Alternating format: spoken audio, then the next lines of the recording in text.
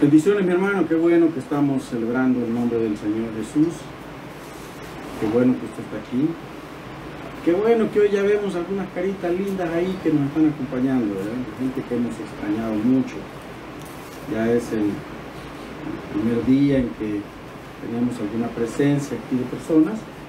Y el próximo domingo, pues, en la semana, usted va a recibir ahí la invitación para poder acompañarnos acá en el templo.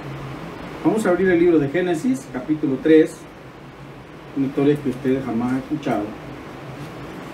Espero que Dios nos hable a través de capítulo 3 de Génesis, verso del 8 al 13. Vamos a leer del 8 al 13. Génesis.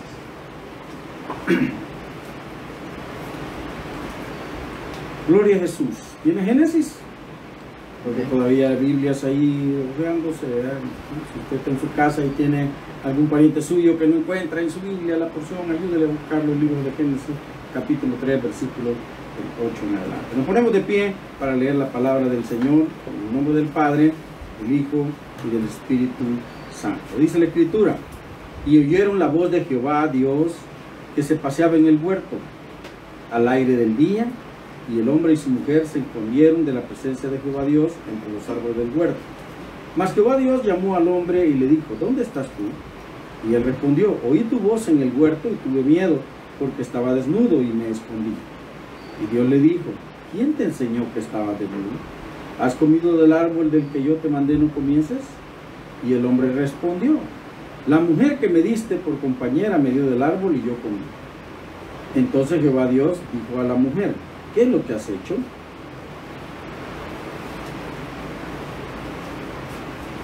Y dijo a la mujer, respondió, ¿verdad?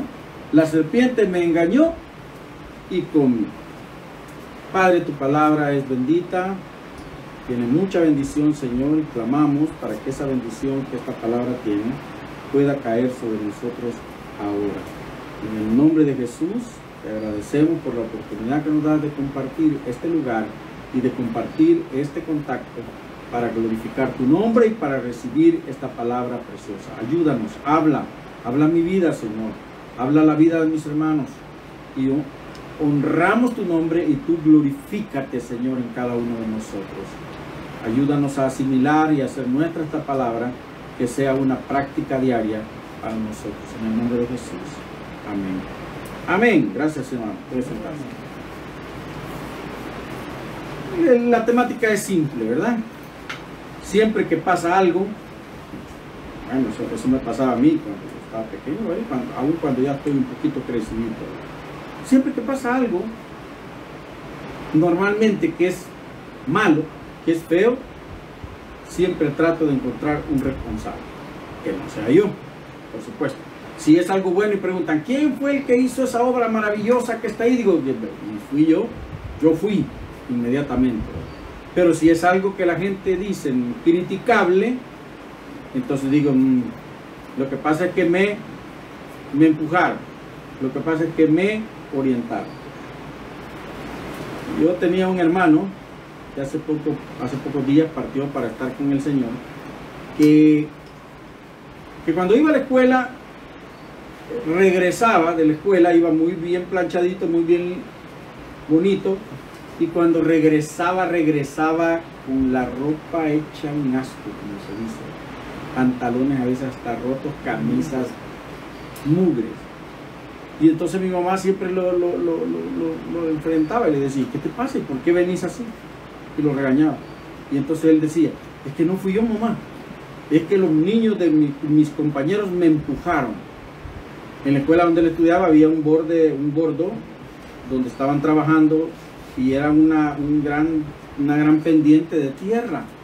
Y entonces los niños de la escuela ocupaban esa pendiente como un deslizadero, como un tobogán, y se dejaban ir con la ropa de estudio. Entonces el niño, que era un poquito gordito, de seguro que rebotaba por todos lados y llegaba con la ropa pero hecha un asco. Entonces siempre decía, ¿y ahora qué te pasó? Es que me fui en un tragar. ¿Y ahora qué te pasó? Es que me empujaron a un charco. Y total, nunca era responsable, pero ya entrados los años él decía, yo siempre decía eso, pero la verdad es que yo era el que empujaba a mis compañeros. La verdad es que nadie me empujaba, yo me tiraba al charco, ¿verdad?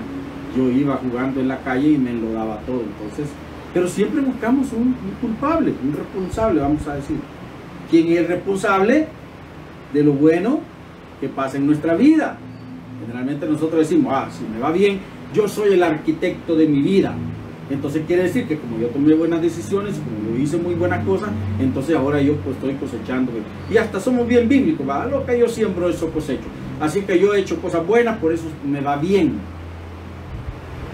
Pero si son cosas malas, empezamos a ver, ¿y usted por qué está en el vicio?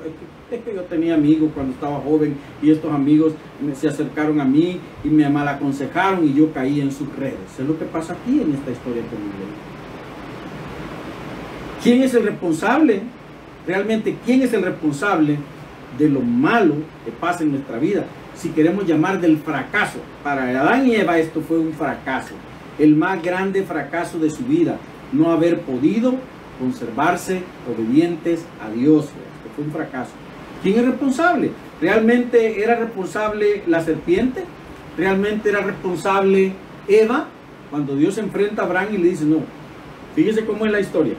La mujer que tú me diste, casi como diciendo, tú tienes la culpa porque me diste esa mujer que hoy vino ahí a engañarme. Y luego dice Eva, tú tienes la culpa porque tú formaste la serpiente y la serpiente vino y me engañó. Siempre buscamos a alguien, pero realmente ¿quién es responsable? Miren la seña. Yo mismo. Yo soy el responsable de lo malo que pasa en mi vida. A causa de mi misma desobediencia. ¿Por qué me pasan cosas malas? ¿Por qué me pasan accidentes? ¿Por qué pasan cosas que no son agradables? Porque soy desobediente. Si a alguien le dicen, no te vayas lejos, no salgas, en la época que yo era niño, la hora de estar en casa eran las 6 de la tarde y eso ya era tarde. Y media ya todos estábamos con luces apagadas durmiendo porque había que ir a estudiar el día siguiente. Así era la historia en esa época.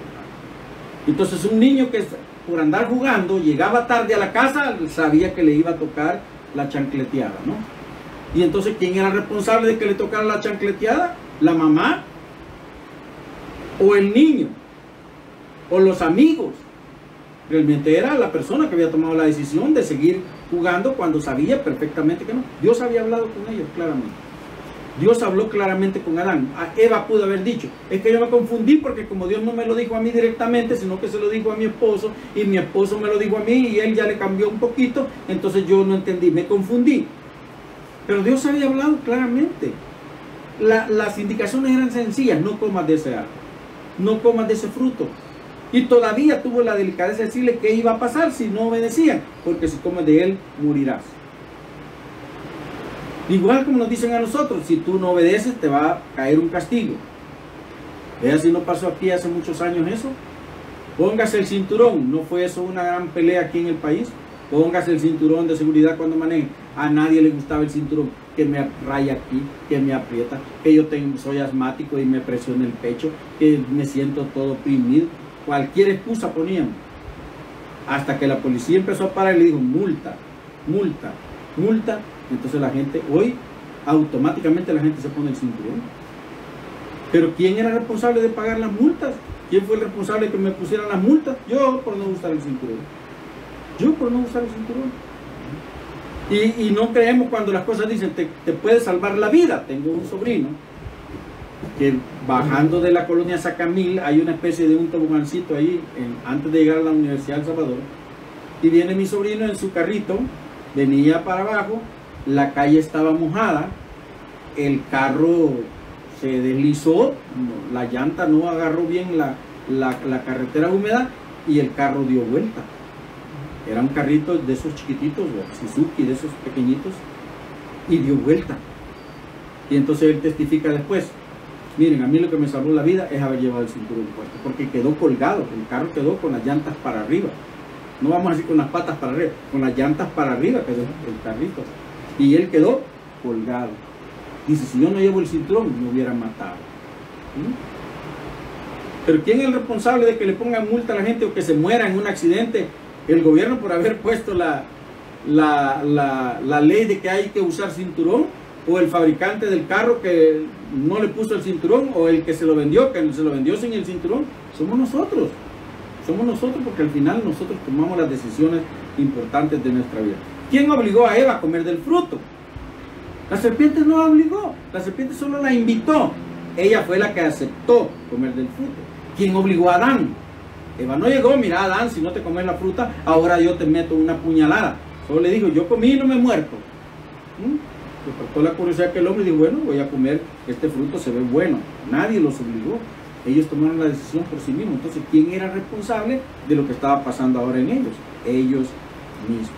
Abraham no puede decir, a mí no me dijeron. Dios había hablado directamente con él, con esta indicación, y sin embargo, desobedeció. Bien pudo haberle dicho a Eva, no lo hagas, Eva, Dios nos ha dicho esto, que no te recuerdas que te conté que Dios habló conmigo y me dijo que de ese árbol no podía comer porque has comido. ¡Qué bárbara! No voy a ser partícipe contigo de esta desobediencia. Sin embargo, comió. No hay excusa. Entonces, ¿quién nos obliga a pecar? Nadie. Por voluntad propia, pecamos. ¿Quién obliga a Israel a pecar o a hacerse idólatra? Va a decir Israel, es que en los lugares donde llegamos había mucha gente idólatra y por eso nosotros caímos en sus redes. No, Israel sabía, por generaciones habían sido enseñados de que Dios es un Dios único y que no admitía adoración de ningún, compartir su gloria con ningún otro, que no admitía que tuvieran otros dioses. Sin embargo, ellos decidieron tomar otros dioses por su conveniencia, porque las muchachas eran bonitas. No sucede eso muchas veces. El joven o la señorita son muy buenos cristianos, fieles a la iglesia, pero aparece un joven, una señorita de buen parecer y entonces los va alejando.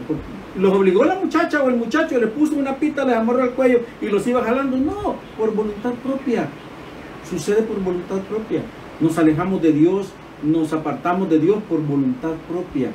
Entonces somos nosotros mismos. Israel no fue engañado.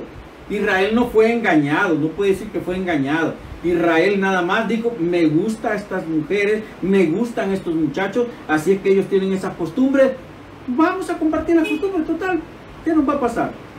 Dios nos va a venir y nos va a poner fuego. Y como no sucedía eso, ellos siguieron siguiendo la idolatría.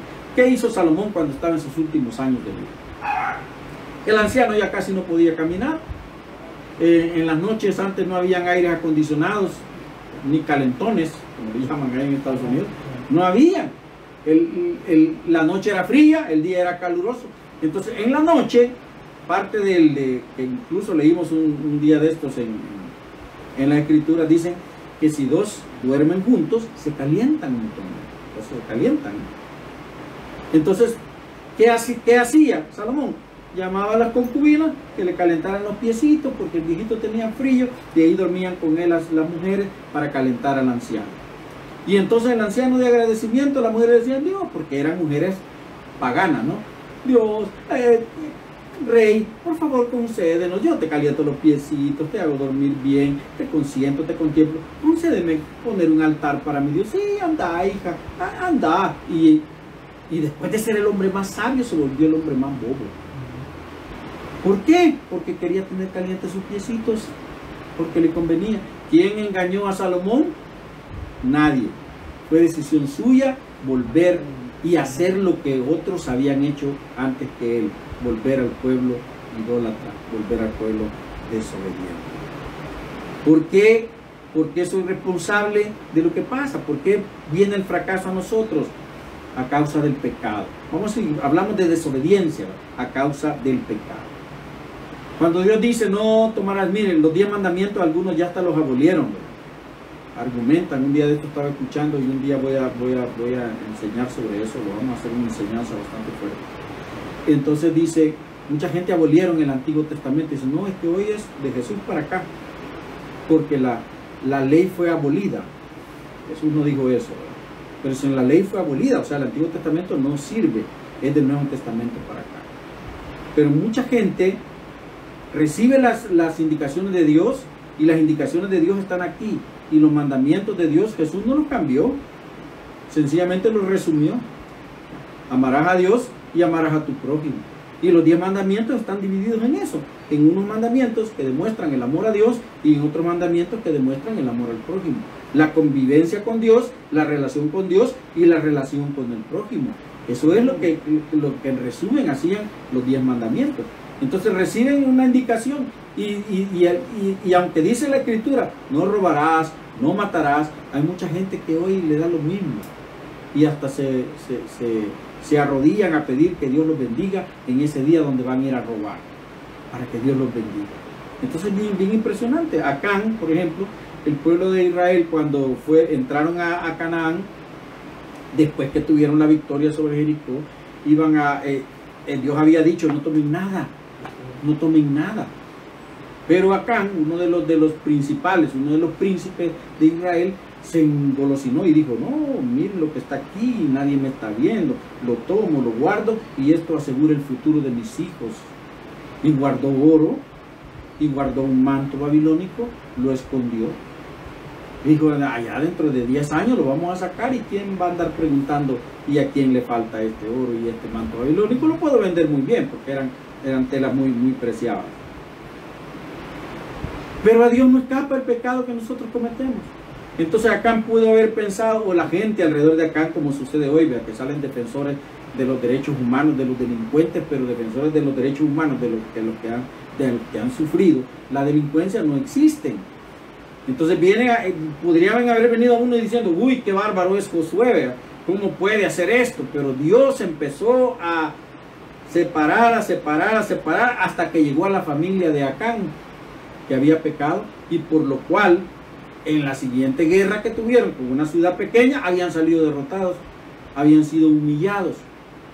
Cuando se presenta delante de Dios, Josué le dice, ¿por qué nos humillas de esta manera? Mira que Dios le dice, no, yo no te he humillado. El problema de ustedes son ustedes mismos a causa de su pecado. Pero ¿quién? Bueno, busca entre tu pueblo, ora y hasta que Dios fue sacando y llegó a la familia de Acán. Cuando Acán se siente señalado, confiesa y dice, sí, yo estaba en la ciudad y vi unos lingotes de oro y vi un manto babilónico muy bonito y los tomé, pues por ese pecado tuyo, Acán, todo el pueblo de Israel fue castigado. Fíjese qué tremendo. Por justos pagan pecadores, dicen. Por pecadores pagan los justos, dice. Así al revés estaba diciendo la palabra. Dice la palabra que por pecado. No dice. Pero ahí pagaron justos por pecadores, como dice. ¿Y qué fue el final de Acán? Ay, qué ingrato, ¿cómo lo voy a matar por una cosa tan normal y que eso no era justificación? Pero Dios había dicho, no tomen nada. La indicación, al igual que Adán y Eva, era clara. No tomen nada de esa ciudad que es maldita para mí. No tomen nada de eso porque entonces van a cargar maldición. Y lo tomaron. Consecuencia, la muerte. Fíjense cómo era antes. Antes no era como hoy. Hoy se estila en algunos lugares. Venga, hermano, les decimos que el hermano ha fallado y por eso va a tener 3 meses de disciplina, donde va a tener que estar viniendo todos los días al culto, pero no va a participar en nada de la celebración. 3 meses de disciplina. Véalo, aquí está el pecador. Ore por él. Y aquel hermano así todo humillado. Pero no pasa más. ¿Qué tal si fuera? Vean, este hermano falló, apedréenlo hasta que muera. Así era aquí. A Acán y a su familia le tocó eso.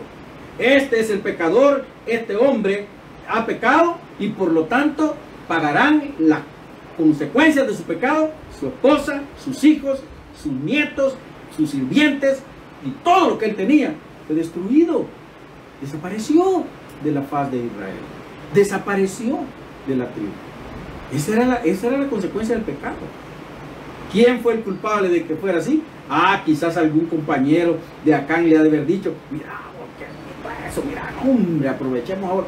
No fue así. No fue así. ¿Quién es el culpable? Que nosotros pequemos, nosotros mismos tomamos la decisión de hacerlo. Entonces, ¿por qué viene el fracaso en nuestra vida? A causa de nuestro pecado. En síntesis, ¿quién es el responsable de que nosotros fracasemos o tengamos problemas? Yo puedo decir, ¿quién es el responsable de los problemas económicos que nosotros tenemos? Me va a decir alguien, la empresa porque no me aumenta el sueldo. Mire cómo está la situación económica, pero la empresa no nos aumenta el sueldo. Y ni siquiera nos quiere que hagamos horas extras. Así que estamos bien mal. Por eso estoy en problemado económicamente. ¿Por qué estamos en problemado económicamente? ¿Sabe por qué? Porque queremos vivir y queremos gastar lo que no tenemos. Los economistas recomiendan gaste de acuerdo a lo que recibe, no gaste más. Pero claro, hoy existen ciertos instrumentos así de plástico que me permiten llegar y decir, véndame esto que yo no puedo pagar normalmente con el dinero que tengo, pero que lo voy a pagar a plazos. Y entonces hasta nos recomiendan a nosotros, haga un buen crédito. Cuando usted se case va a necesitar comprar una casa, por ejemplo, y no se la van a dar si usted no tiene crédito que lo respalde. Entonces comience a fiar. Error. Eso es lo que nos tiene problemas a la economía mundial. Decía un día de estos, ayer estaba viendo un reportaje de África, de una tribu africana, de cómo ellos trabajan. Y realmente esa gente hace pocos años es que ha comenzado a usar moneda de cambio. Ellos estaban todavía en el África, en pleno siglo XX, vamos a decir, todavía trabajando con el trueque. Te doy 2 gallinas y me das 30 huevos. Te doy un cabrito y me das esto. Trueque. Ahora ya entró la moneda. Ya entró en la moneda de cambio. Y sabe una cosa tremenda, porque nosotros creemos que porque tengo ese papel que dice que es dinero, yo realmente tengo, pero no es cierto. Entonces a mí me dicen, le vamos a premiar por ser un buen cliente de este banco con una tarjeta de crédito con un saldo de $5,000. Y entonces yo digo, wow, $5,000. Sí, $5,000 que usted puede ocupar para lo que quiera, para esas vacaciones que ha soñado, para esas cosas que usted ha anhelado comprar y no ha podido, para poder comer lo que usted quiera, para eso, mire, gracias, le digo yo ahora. Ahora ya aprendí a decir gracias, ¿no? Pero cuando no había aprendido eso, ¿sabe qué pasó? Empezó a subir la cuenta, hasta que la cuenta se vuelve impagable. ¿Quién es responsable de eso? El banco que llegó y me entuturutó, como decía mi mamá, esa palabra, saber qué significa, entuturutó, que me metió la cosa en la cabeza y trató de coaccionarme, o yo. ¿Realmente yo? Porque al igual que hoy puedo decir, muchas gracias, muy amable, bonito su discurso, muy bien lo que usted está haciendo, te hace un buen trabajo, pero gracias no. Bien lo pude haber hecho antes. Pero ¿por qué nos metemos en problemas económicos? Porque creemos que podemos y confiamos en que podemos y creemos que al final del mes me van a pagar y entonces al final del mes yo lo pago. Qué bueno que así fuera. Pero lo cierto es que nosotros compramos lo que no podemos pagar. Y entonces nos endeudamos. ¿Quién es el problema? ¿Quién es el responsable de nuestras dificultades? Nosotros. Si es la salud, ¿quién es el responsable de que nosotros muchas veces nos enfermemos gravemente? Nosotros mismos. Por consumir lo que no debemos consumir, por hacer cosas que no debemos hacer. ¿Quién es responsable? Al final de cuentas somos nosotros, porque nosotros tomamos las decisiones. ¿A quién le echamos la culpa? Adán y Eva se le echaron, Adán se le echó a Eva se le echó a la serpiente, y la serpiente, como aquel al final de la fila, vio para atrás y no encontró a quien echarle la culpa. Ahí se quedó. Pero siempre buscamos un responsable, pero realmente los responsables somos nosotros. Pero también hay otro lado de la responsabilidad. ¿Quién es responsable de la bendición que viene a nosotros? Ay, que el responsable es esta persona que me quiere tanto, este familiar que me ama tanto. También nosotros somos responsables que la bendición llegue a nuestra vida. Mire, así como somos responsables de que llegue la maldición, también somos responsables de que llegue la bendición. También somos responsables. ¿Qué genera bendición en nuestra vida? Lo contrario al otro, ¿verdad? La obediencia. La otra es la desobediencia, ¿verdad? O sea, falta de obediencia. Aquí es la obediencia que hace que seamos bendecidos. Israel estaba frente a una ciudad que había sido impenetrable por años. La ciudad había sido impenetrable, no la podía penetrar ningún ejército. Con solo que la ciudad cerrara las puertas, el otro ejército se moría de hambre afuera y ellos estaban tranquilos, felices adentro. Había sido impenetrable. No valía que la quisieran sitiar. Jericó era una ciudad impenetrable. No habían podido derrotarla nunca. Sin embargo, Dios le dice a Israel, Dios le dice a Josué, hagan esto. Parecía un juego de niños. Rodeen la ciudad y den la vuelta sin decir nada. Solo den la vuelta sin decir nada, sin hacer ruido. 6 días lo van a hacer. Al 7.º día van a dar la misma vuelta 6 veces. Pero al final van a gritar y los muros van a caer. Cualquiera pudo haber pensado, qué ridículo eso, ¿no? ¿Cómo van a caer esas murallas cuando todo el mundo sabía que Jericó tenía doble muralla y que en cada muralla podían correr, dicen algunos, hasta 5 carruajes de esos que habían antes, jalados por caballos, uno a la par del otro, eran muros anchos, y en medio de los muros había una comunidad que nosotros pudiéramos haber llamado marginal de aquel tiempo. Ahí había una ciudad en medio de las 2 murallas. Y después la otra muralla, ¿cómo iba a ser? Penetraban una, pero al llegar a la segunda, en el hueco ese que había entre muralla y muralla, se los acababan. Impenetrable. Sin embargo, Dios dio la victoria. ¿Qué generó la victoria en el pueblo? La obediencia. Ellos no se pusieron a especular si Dios tenía razón, si era lógico lo que Dios estaba diciendo. Adán pudo haberse puesto a especular. Y será cierto que no tenía por qué especular. Cuando Dios dice que es así, es así. Cuando Dios te dice que hagas algo, hay que hacerlo. Y cuando Dios dice que no lo hagas, no hay que hacerlo. Sencillamente. A mí me enseñaron cuando pequeño que si mamá o papá les daban una indicación, yo no tenía por qué preguntar, ¿y por qué? Va a haber las nuevas generaciones, no es lo que...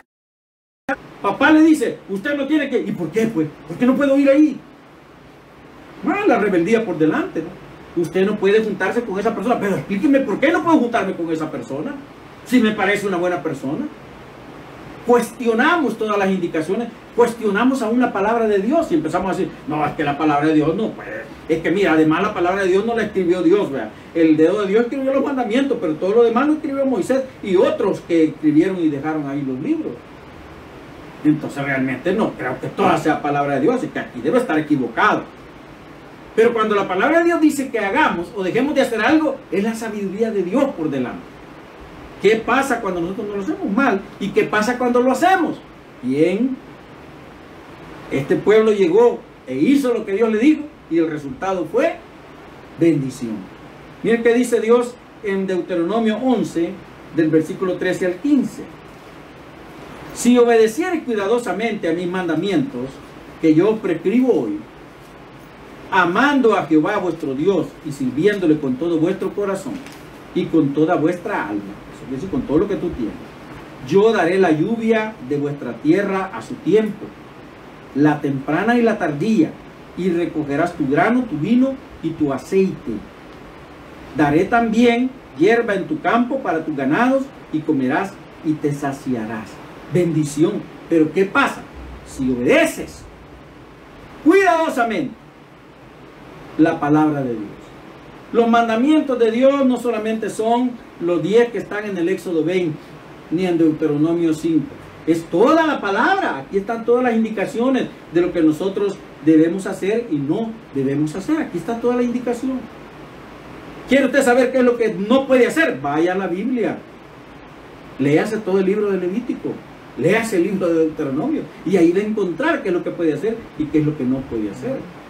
Es que la Biblia no habla de esto, no habla de lo otro, no.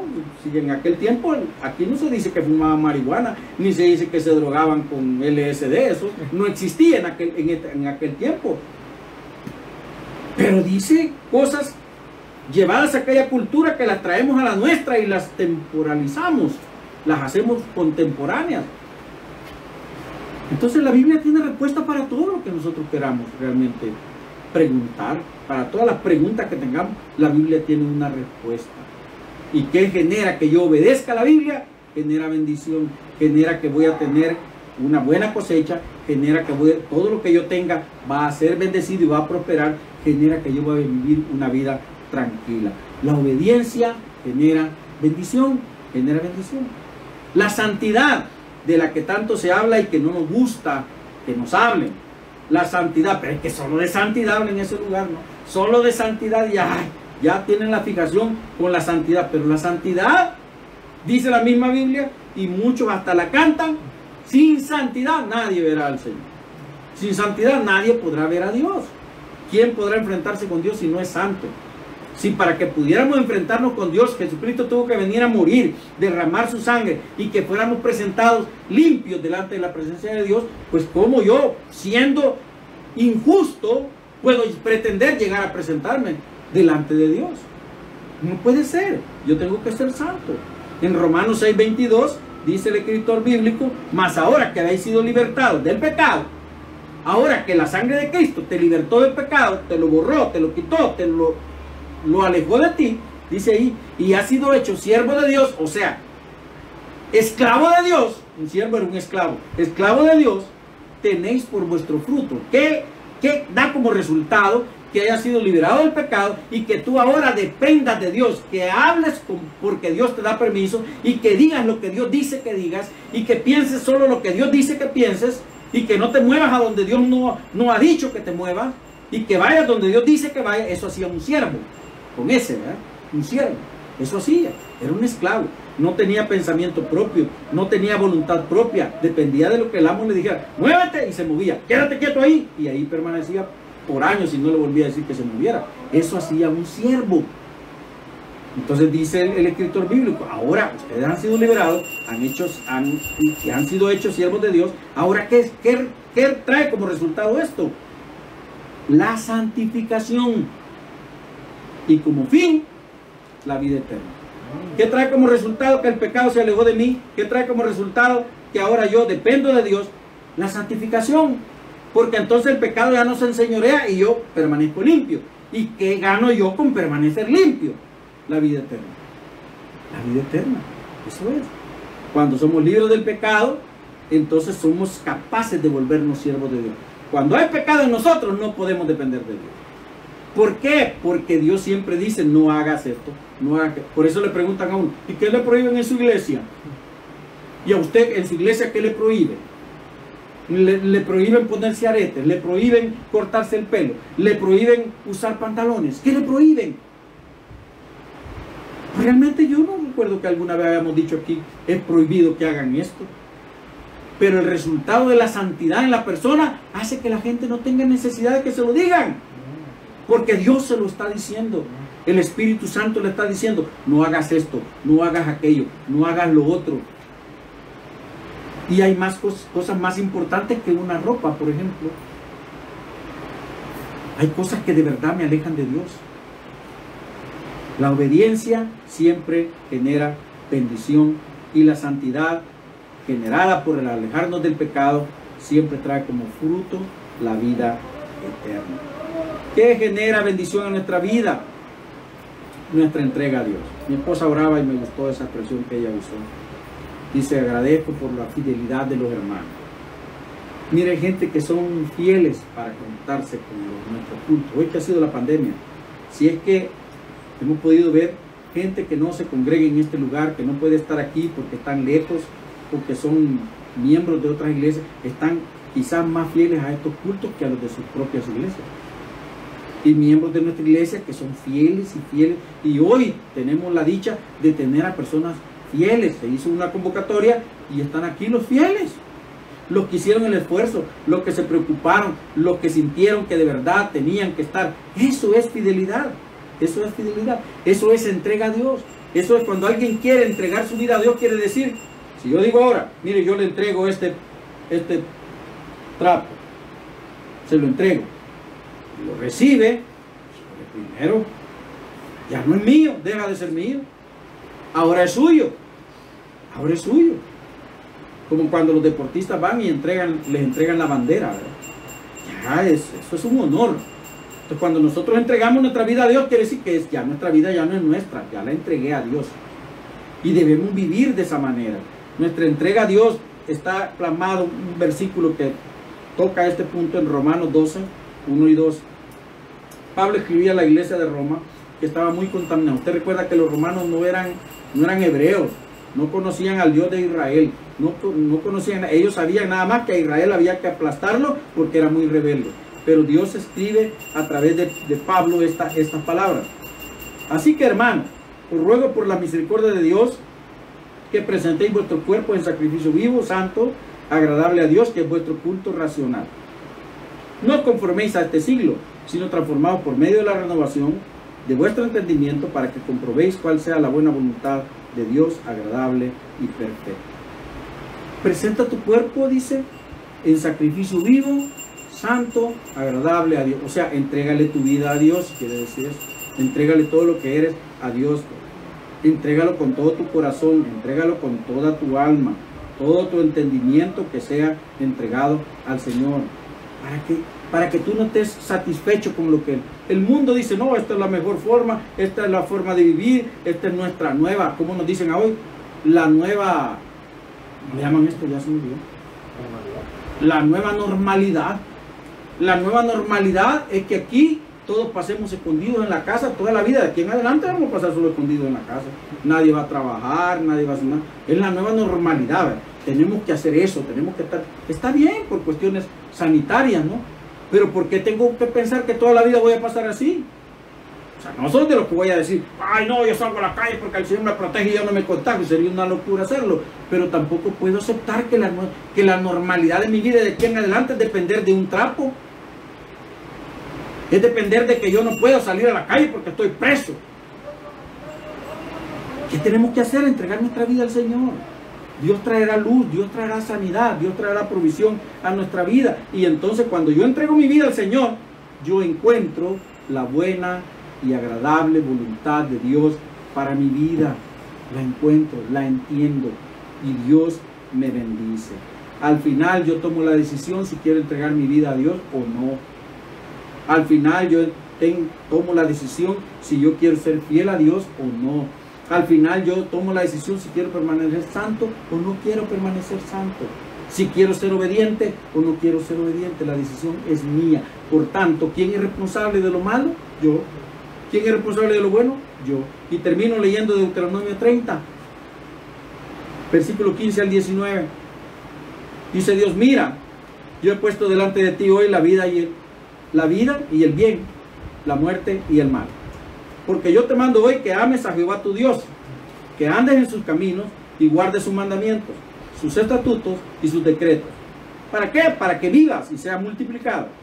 Y Jehová tu Dios te bendiga en la tierra en la cual entras para tomar posesión de ella. Mas si tu corazón se apartare y no oyeres, y te dejares extraviar, y te inclinares a dioses ajenos y les sirvieres, yo os protesto. Eso quiere decir, yo te garantizo que hoy de cierto pereceréis, no prolongaréis vuestros días sobre la tierra a donde vas, pasando el Jordán para entrar en posesión de él. A los cielos y a la tierra llamo por testigos hoy contra vosotros, que os he puesto delante la vida y la muerte, la bendición y la maldición. Y termina Dios diciendo todavía, por favor, pueblo mío, escoge la vida para que vivas tú y tu descendencia. Dios delante de nosotros ha puesto la vida y la muerte. ¿Quién decide? Nosotros. ¿Quién nos obliga a aceptar a Cristo como Señor y Salvador? Nadie. ¿Quién nos obliga a nosotros a ser fieles a Dios? Nadie. Es decisión personal. ¿Quién me obliga a mí a ser obediente a la palabra de Dios? Nadie. Es decisión personal. Dios no está con un garrote esperando que yo falle para darme el garrotazo. Sencillamente me dice, por favor, pórtate bien. Por favor, sé obediente. Por favor, santifícate. Y si acaso nos queda duda de para qué y por qué, pues para que vivas y tu descendencia sea bendecida, para que te pueda multiplicar. Para eso escoge la vida. ¿Quiénes somos responsables del bien y el mal? Nosotros mismos. ¿Podemos culpar a Dios porque nos va mal? No. ¿Podemos culpar a la familia porque no nos aconsejaron? No. ¿Puedo culpar a mamá y a papá porque no platicaron conmigo? No. La decisión la toma cada uno de nosotros. Y sea bueno o malo lo que llega, los responsables al final somos nosotros. Dios ha derramado bendición y está ahí. Pero depende de mí, como dependía de Israel. Si querían, salían en la mañana a recoger el maná. Pero si les daba pereza, no salían a recoger. ¿Y qué? ¿Qué les pasaba? Nada. Sencillamente no comían ese día, porque los demás recogían para ellos. Entonces la bendición está ahí. ¿Qué falta? Que nosotros tengamos la voluntad de recogerla. ¿Quién es responsable de que tengamos bendición en nuestra vida? Nosotros, porque tenemos que salir a recogerla. Tenemos que abrir nuestro corazón, tenemos que entregar nuestra vida y hacer lo que Dios dice que hagamos para que la vida eterna esté delante de nosotros. Dios, bendigo tu nombre. Bendigo tu nombre, Señor, y gracias por la oportunidad que me das de ser bendecido. Porque tú has puesto delante de mí la bendición, Señor, y yo tengo que reconocerlo. Ayúdame. Glorifica tu nombre en mi vida, Señor. Bendice a mis hermanos y hermanas que están recibiendo esta palabra hoy. Padre, ayúdales a ser obedientes, a santificarse. Ayúdalos a entregar su vida a ti, Señor, y a tomar las decisiones que tú quieres que tomemos. A ser siervos tuyos, verdaderamente. Que la palabra siervo no sea una palabra en nuestro vocabulario, una palabra de evangélico, sino sea de verdad una forma de vida, Señor. Que seamos verdaderos siervos tuyos, dependiendo de ti en todas las áreas de nuestra vida. Gracias, Señor, por poner la bendición delante de nosotros y por recomendarnos que la tomemos. En el nombre bendito de Jesús te adoramos. Amén y amén. Que Dios lo bendiga, mi hermano. Recuerde, elija la bendición. Bendiciones para todos. Amén.